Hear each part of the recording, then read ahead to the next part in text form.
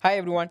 So I often been asked this question that when people ask you that what exactly does a startup teach you? And going back to this question, I would say I would like to talk about two areas. So one is that if I quickly recall and reflect back in terms of what exactly has been my learning experience with my own ventures, one thing which clearly comes out, which is that the joy of creation. So so whenever you are creating something, there is a different joy. You feel that kind of satisfaction, that kind of happiness. And in fact, I was just reflecting that how this actually connects back to one of my hobby, which is cooking.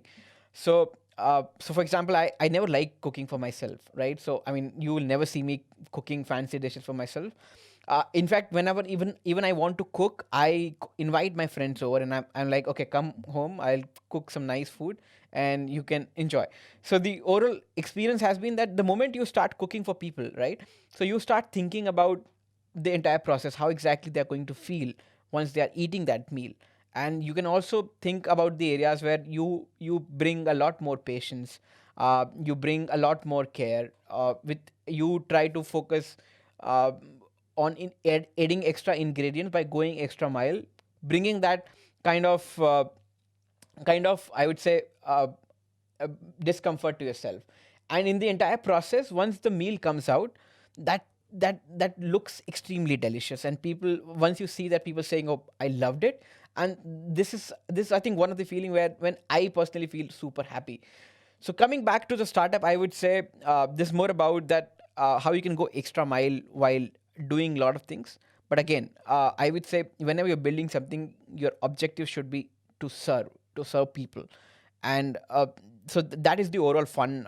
And that comes once you think about how to, let's say, how to persevere and how to ensure that you are out there for long run.